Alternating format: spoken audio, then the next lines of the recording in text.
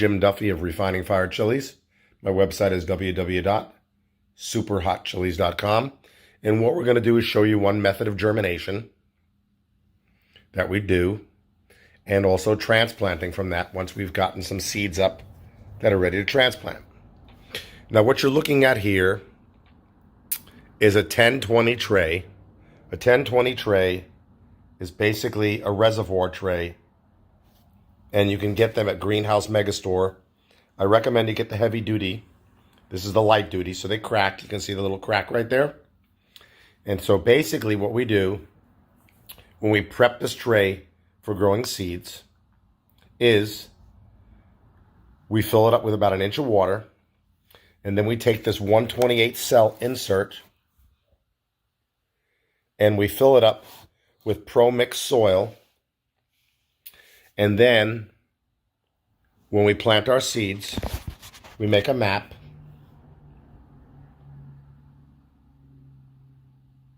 So we know what's in every row. So we don't got to label each row.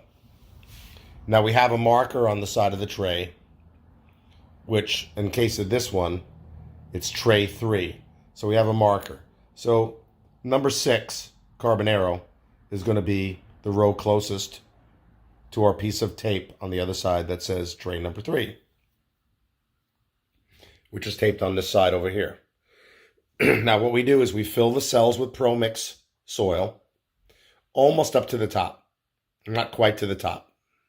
And then we'll put this insert into the 10-20 reservoir with water. When we start our seedlings, we like to boil our water or use purified water to start. Later on when we water, we just go with the tap. But right now, when we germinate, we use all boiled water, get all the chlorine out of it. So we fill it up with about 1 inch of water. We let this tray sit for about 2 days so it soaks up all the water into the soil. Then we bring it inside our home, and you can see that's not pro-mix soil, that's vermiculite. So what we do is, these seeds didn't sprout here, these were older seeds, is we make an indentation in the soil, and we put a couple seeds, and then we cover it with vermiculite, as you can see here, and then we mist it with chamomile tea. Chamomile tea prevents fungal growth. Also, the vermiculite holds in moisture and prevents fungal growth. And also, it's easier for the seed to sprout through and push through vermiculite. Keep in mind that seedlings are very fragile. So when you're germinating them, and you're germinating in something solid like a peat pellet, it's harder for them to pop through. They have to fight harder. So the pro-mix soil is very, very soft. And the vermiculite is very, very soft. So you're giving your seedling a chance to breathe and push through easier, okay? You're making it easier because pepper seedlings have very fragile roots. They have a very fragile root system, okay? So then we cover up the tray, put it on a heat mat, 82 to 85 degrees, and we cover it up with a humidity dome. Now, I'm going to go out in the garage for a moment and show you some trays with the domes on them already. Okay? So let's go out there real quick. It's nighttime right now.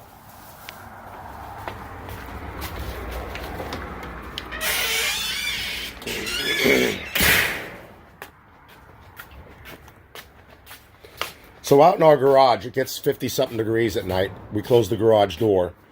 But the heat in the heat mats is not going to be as efficient as a heat mat running in your house. So if your house is like 75 degrees in the day, day and night, because you've got a well-insulated house and you've got a good heater at nighttime, well, your heat mats aren't going to have to work as hard to keep your trays warm. But out here in my garage where the cold night air gets in and it's not insulated, what I do is I cover with a Mylar blanket, which are a couple bucks on Amazon,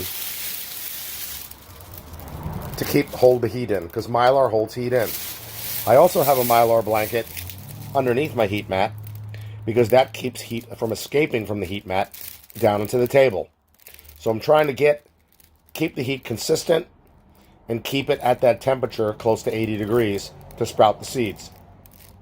So what I can tell you is when I sprout seeds indoors in my house, in my kitchen, they germinate way faster. When I do them out here, where the heat mats have to work harder and the warm air escapes easier in a colder night environment, the seeds take longer to sprout.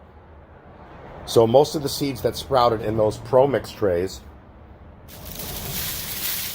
took about 3 weeks to get to the seedling you see inside the house. So we'll go back inside the house. Now, when the seedlings start to sprout, I move them to a heat mat under lights to let them develop a little bit, and I put a larger dome cover on it. See that shorter dome cover I have, it gets condensation and wetness at the top, and that can kind of make a seedling rot. So you want to have a little bit of air in there. So once the seedlings start sprouting, as you can see in here, I switch to a higher dome, and I have the lights on them. And right here we have a King LED 1000 watt light. We've got 2 of them above this 6-foot table. Over here, we have a T5 8-bulb reflective fixture, about $150 something. And it puts out just as much light as the LEDs, but it won't cover the whole 6-foot table. So we only have 5 10-20 trays here. See the 10-20 tray where my small pots are? Where on this table, we can put 6 because the light will cover end to end on the table pretty thoroughly. Okay, let's go back inside. So having water in the bottom of your 10-20 tray is going to keep it from drying out. You don't need to have it full of water. Maybe an inch at first so you can get the initial soil moist. And then after that, maybe maintain a 1/2 inch of water in it because your cells are almost going to touch the bottom. See the cells? Okay? And if you leave these plants in here long enough, they'll grow down to the bottom. So again, we fill this tray with Pro Mix soil. We put about 1 inch of water in the 10-20 reservoir. We let the soil get moist. We let it sit for like a whole day or so. And then the next day, we put a few seeds in each cell. And we kind of make a little indentation in the Pro Mix soil. And then we cover it with vermiculite gently. And then we moisten the vermiculite gently. And then we put the short humidity dome over it. And then in about 2 to 3 weeks later, this is what we have. Now, a lot of you will see people growing their plants in these trays so they get like 3-4 inches tall. You can do that, but I don't. Over here is my pots waiting for the seedlings, and I've already transplanted 2. So what I do is I take a Sharpie marker and I make a hole to the bottom, and I might wiggle it around a little bit. So I just take it and wiggle it around a little bit. And then in each plant hole, I take some granular micos. This goes in every plant hole when I transplant a seedling. It helps roots to develop. So what I do is I put a pinch of granular micos. I use the Extreme Gardening brand. You can buy it on Amazon or hydroponic stores. And I usually buy a couple pound bag. So I put a pinch in the plant hole. Now my plant holes are ready to receive my seedlings. Now I know what some of you are thinking. You're looking at these seedlings and you're going, my God, they're so fragile and so tiny. Shouldn't you wait to transplant them bigger? I never do. I transplant them when they're this size. Now how do I do that? Okay, so let's go to a more difficult one. Let's go to this one here where we have multiple plants. Because you're probably going like, wow, it's going to be hard to separate all those plants. So I go with a plastic butter knife and I kind of work around it until I can pull up the clump of soil. Okay, so now the soil's loose. So now I'll take it. So now how do we separate the seedlings? See here, I have a little Tupperware with water.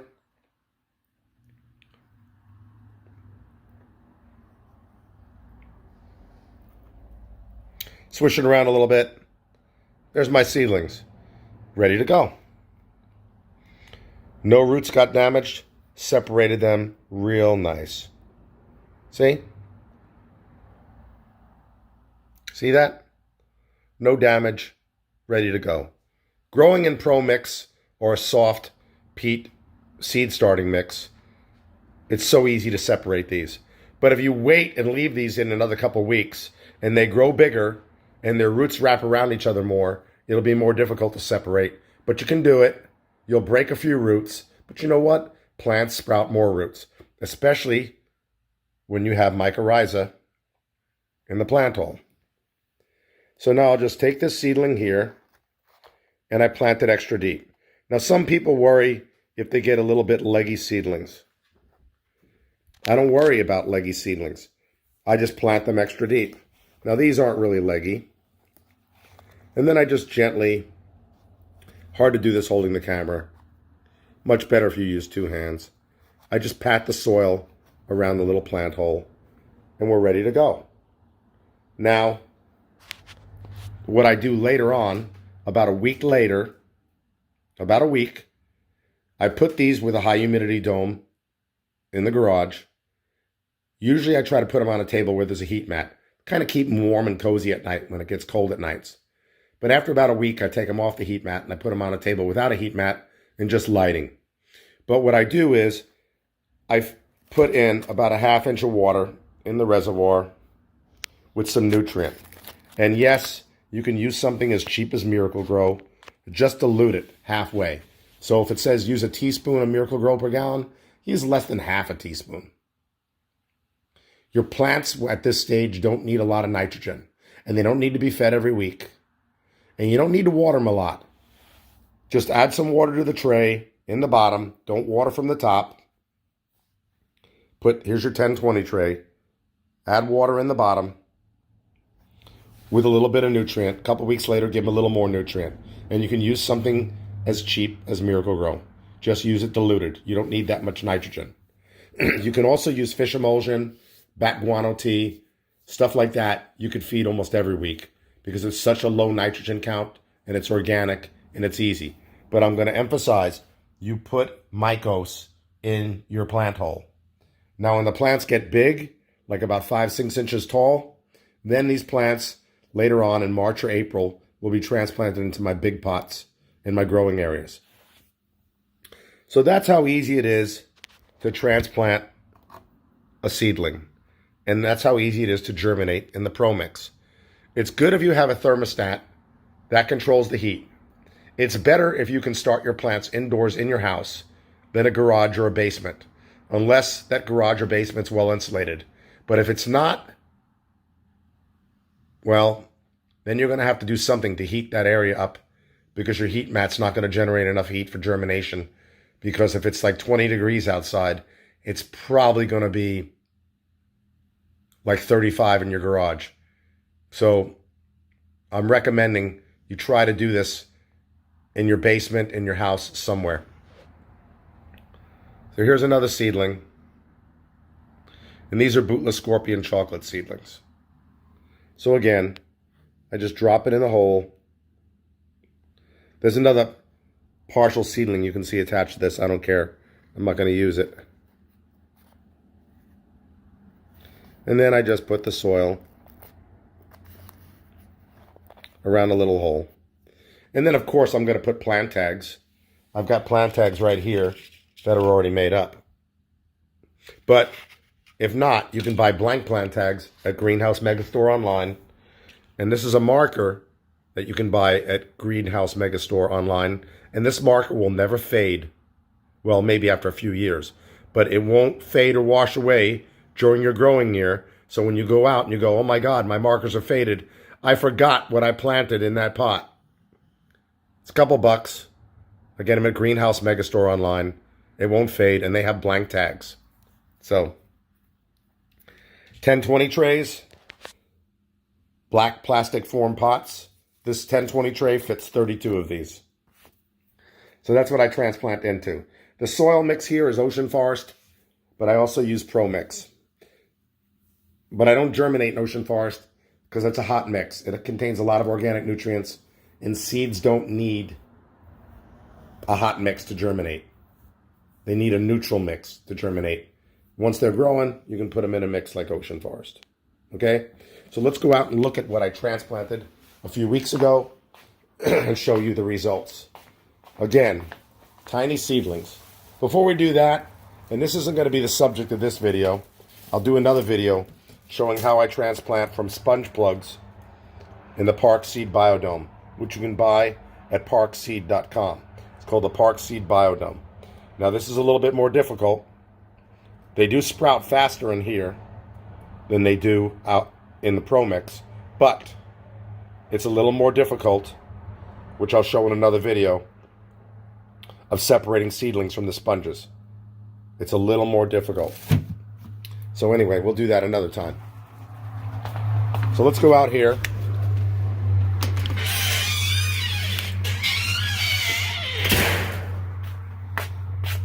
These are seeds that were planted end of December. And they were those little fragile seedlings you just saw. And they sprouted around mid-January. And then we transplanted those little fragile seedlings into this soil mix. They've only been fed a highly diluted Miracle-Gro once. And that's it. We're going to give them some fish emulsion next week. Or bat guano tea. Either one. Okay? So this is them. About 3 weeks growth. They're not on a heat mat. As you can see, these trays, which were transplanted about a week and a half ago, and they're much smaller, these are on a heat mat. Just to kind of keep them cozy at night. Just until winter's over. Even though it's Southern California, we get nights in the low 40s and occasionally mid-30s, but rare for mid-30s. So I shut the garage door. These lights will go on at nighttime. The lights will keep the plants warm, and the heat mats will keep the plants warm. So it's keep warm and cozy. Once we get to end of February, which is a couple more weeks, we'll be averaging temps at nighttime in the high 40s, low 50s. I won't need to have the heat mats on. They're just to keep my plants warm and cozy. Because some varieties, especially Capsicum annuum, if you have them on a heat mat, after you transplant them into a soil pot, they will shoot up quick and get too tall and too leggy. You don't want that.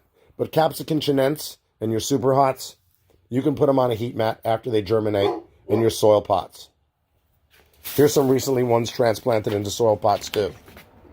Can you see them? These are black form pots on Greenhouse Megastore. And we always water from the bottom, never from the top. And they're 2.5 by 2.5 wide by 3 inch deep. And you can buy a box of 800 of them or 25 of them, whatever you want. And you can buy the domes, the 10-20 tray reservoirs, all there. Okay? So, that's about it. Here's some sponges. We've got soaking in some little Tupperwares to see if any more seeds sprout. We're pretty much going to give up on these soon.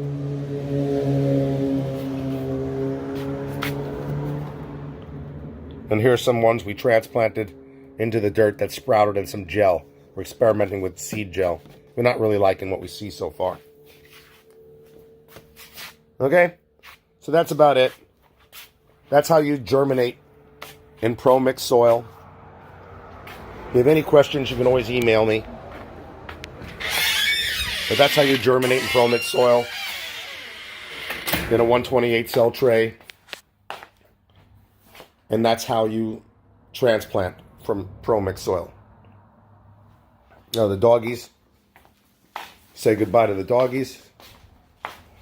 Okay, doggies. Anyway, I got to get to work. I got to transplant here. And if ever possible, always plant a few seeds per cell. And just make a map on a piece of paper. That way you know what you're growing. And you'll know it's in every row and every cell. You don't have to transplant you don't have to grow one variety in one row. You can write on your sheet of paper, row 1, tray number 3, 1 through 6, blah, blah, blah, 7 through 10, blah, blah, blah, or 7 through 12. Just make sure you write it down and you're careful about what seed you put in what cell. And then you won't be asking stupid questions on social media like, can you ID this pepper? I forgot what it was because I never labeled it properly. And again, plant tags and plant tag markers are available at Greenhouse Megastore online. So that way you don't miss that up. But hey, when you grow outside and you set up your pots of plants outside, or you set up your rows in the ground, make a map of that too. So just in case your dogs knock over your pots, or your cats or squirrels dig out your plant tags, it won't matter. Because you know what's out there because you made a map on a piece of paper, which you should store in a safe place away from toddlers. Because I've got them around the house now. All right, everybody. Take care. This is Jim Duffy, Refining Fire Chilies, www.superhotchilies.com. Bye-bye.